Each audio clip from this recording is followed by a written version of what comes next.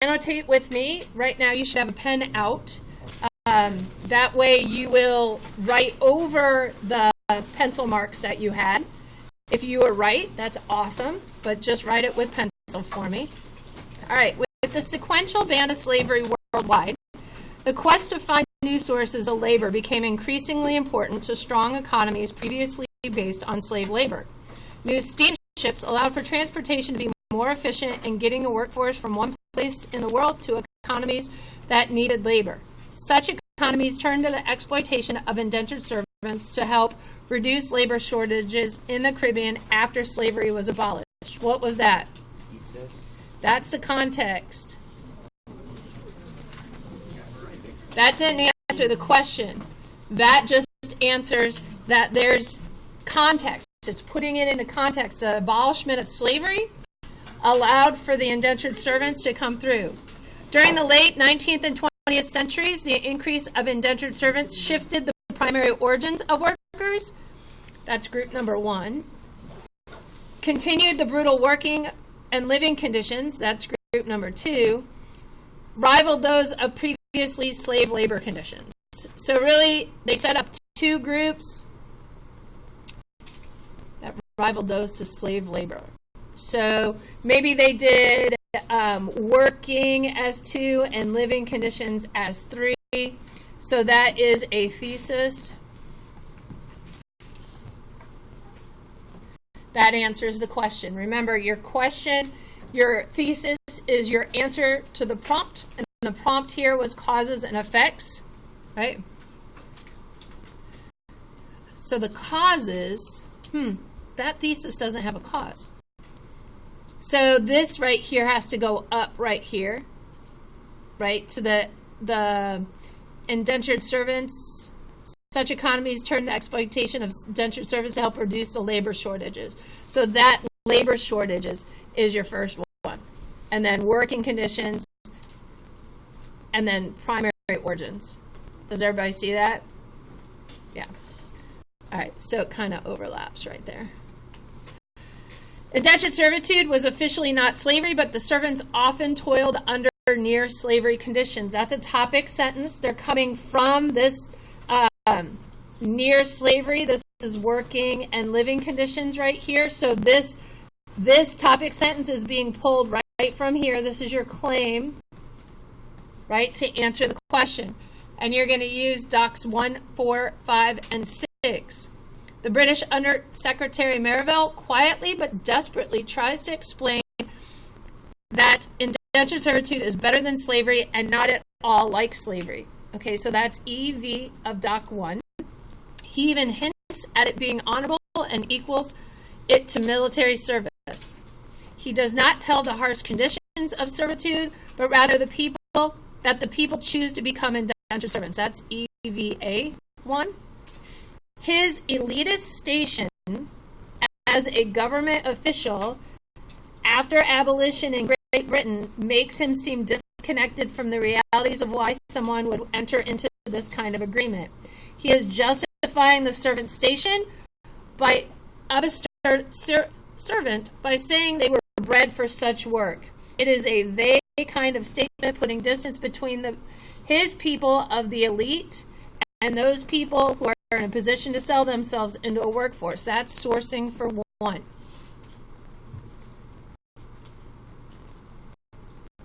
Who the speaker is. Why is he saying these words at this time? What's his purpose for saying it?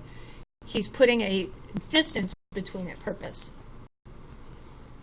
The living conditions from the sugar plantations in Dutch Guiana would be seen as poor living conditions if an elite were to judge them. But to a third or fourth son in a rural village in India or off a poor island in the South Pacific, having a solid roof over their head and clean clothes to wear were probably not so bad.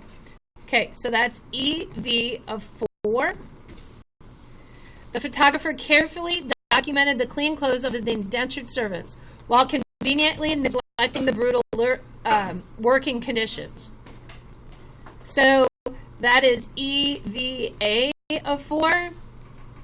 The viewer of the picture doesn't know the purpose to which the photos were used. They could possibly be used as the recruiting tools for poor areas of India or other poor areas to show potential workers new clothes and sturdy house, or to the elite in Europe to prove that overseers are no longer treating people as slaves, as evidenced by the small whip versus the big machete in the bottom picture.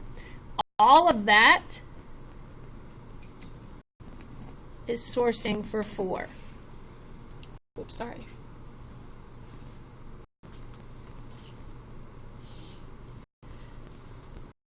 Along the same idea for recruitment, British recruiters had the right verbiage to persuade the potential workers not to fear the harsh conditions in order to enter into an agreement with the British. That's EV of 5. The potential worker could not read the agreement, therefore had to rely on the recruiter to tell them all of the words on the page.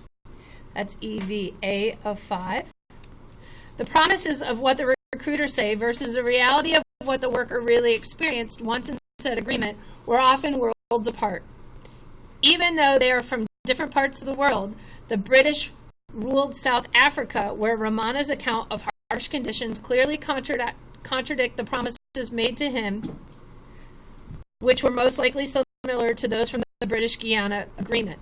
So that's a comparison right there. Like that's really complex, shall I say? I mean, like they're looking at it, it's like this is a direct argument against it. So this is actually EVA of 6.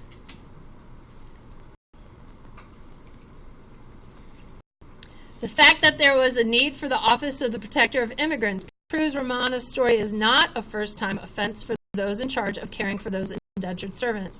All right, so that is EV of 6. It's okay that they come after each other. EV and EVA doesn't necessarily have to go, like this is the argument. This is just saying what it is.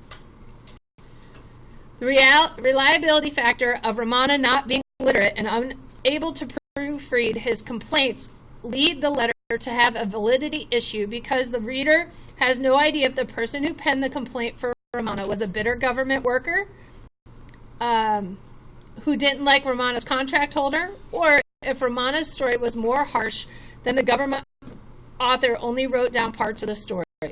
Those parts that wouldn't make the holder of the contract look too terribly bad.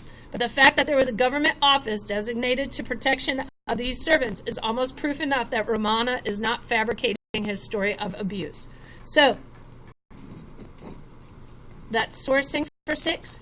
And hear me, having a reliability, like I don't want you to go through 7 documents and say this is not a valid document, right? Because it really is a complex thing that this writer is telling you, because he looked at that X where it said the mark, his mark, and deduced that he couldn't read. And because he couldn't read, this is why we question it. And so I'll tell you that really the only way you question the validity of a document is if it's coming from somebody who's illiterate. Does that make sense? Because they couldn't have written it. They didn't write it down. They could not have checked to make sure the words were right. So that's the only way that you go, well, it's not valid. Well, it's not valid because we don't know which way it went, right? And this writer tells you that. It could have been harsher, or it could have been, I have a hangnail and he won't let me see the doctor. We don't know the extreme of what that author actually penned versus what Ramana's words were, because it's not a recording of what it is. Does that make sense to everybody? So it's very rare that you say, well, the reader, right, the historian, the reliability of Ramana not being literate, right, this letter has validity issues. I'm telling you that you probably will never say those words. Okay, so I don't want you to get caught up on that whole validity thing. All right, let's turn it over.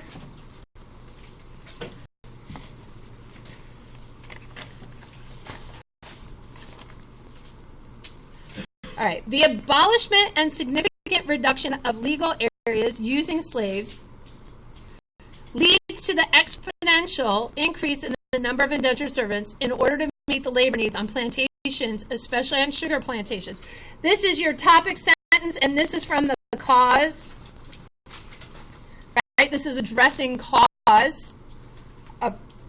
Remember, the question says cause and consequences, so you have to at least have one group of each one. Right? I want you to have 3, but it's okay as long as you answer the question.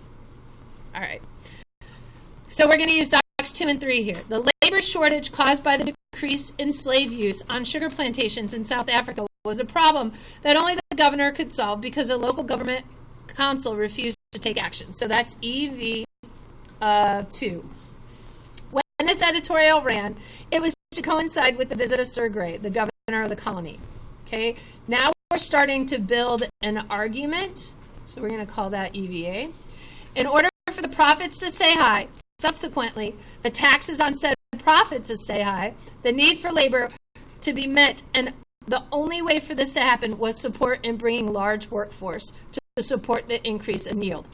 This hopeful plea for help was made to show other plantation investors or farmers that something public was being done, not just at the local level, but at the bigger governor's level. So remember, on your blue sheet, it says that sourcing could be a historical situation. So this is historical situation because in order for the profits to stay high and the taxes to stay high, the need for labor needed to be met. So it's what's going on around that document. So this is sourcing of 2, and I want you to write down historical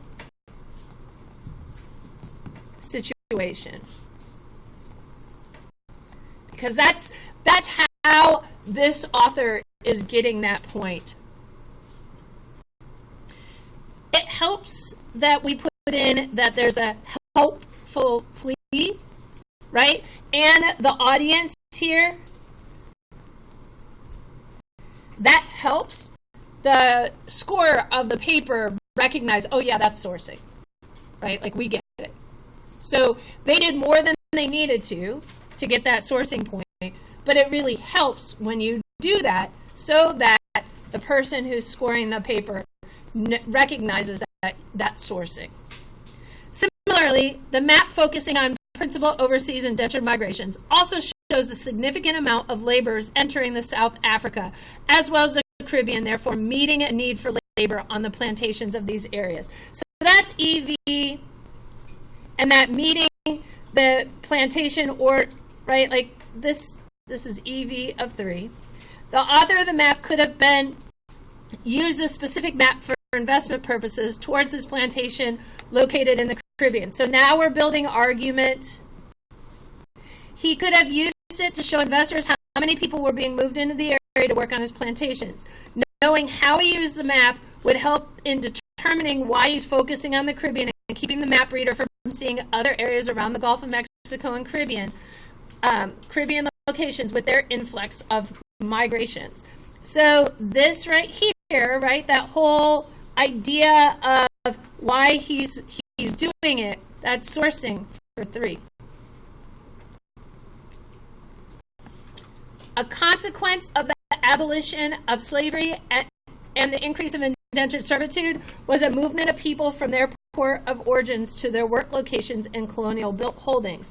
So that's a topic sentence. This is like the second consequence. So now it's the third group. They're going to use docs 3, 5, and 7.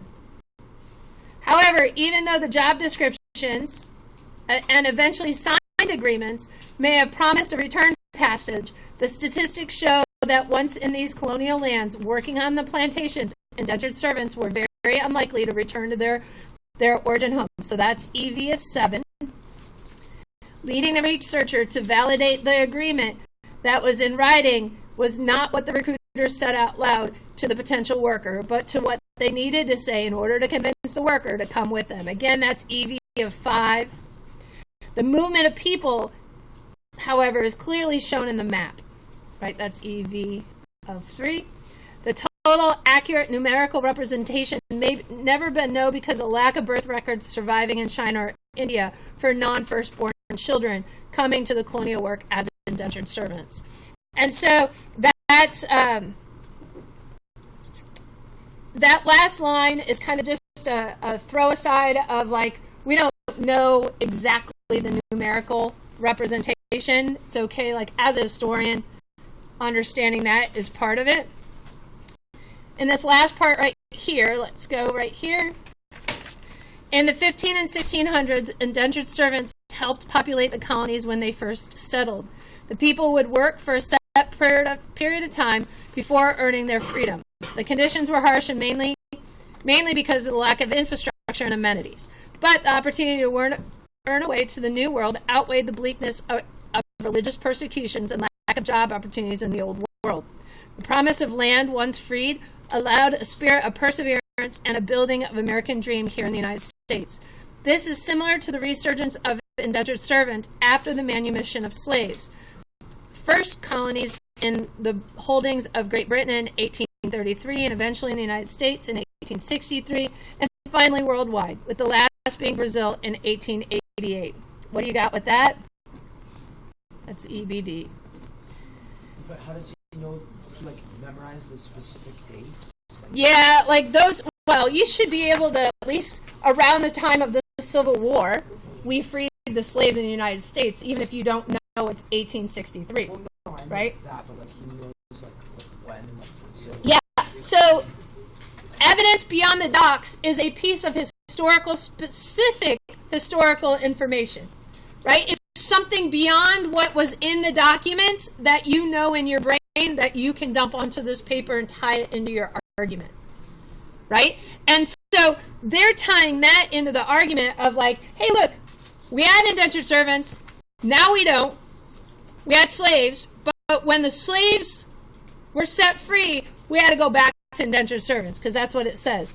Conditions may have been just as harsh for these indentured servants as they were for the slaves, because the owner of the contract may not have wanted to invest too much money in temporary workers.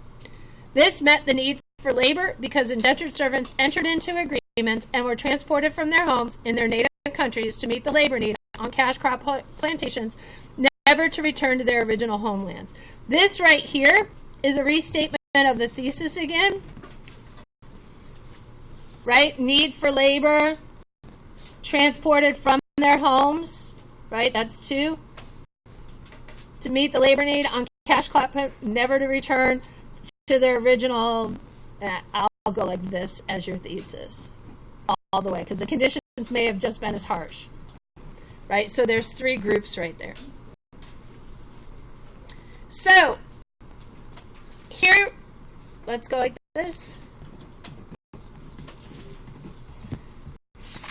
Go back over here. We have EV and EVA and sourcing of 1, right? So I'm going to mark it like that.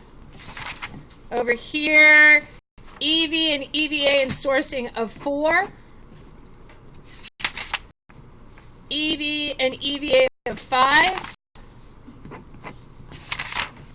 EV, EVA, and sourcing of 6. Is it just 6? Yeah. And then EV, EVA, and sourcing of 2. EV, EVA, and sourcing of 3. EV, EV, EV. So EV of 7. And then EBD. So look at this. They had a thesis. Right? They had context. They had EV of all the documents. They have EVA of 6 of the 7 documents. That gets you your EVA point. Your EBD is 1. Sourcing, they did 1 extra, right? 1, 2, 3, 4, 5, 6. And then complexity.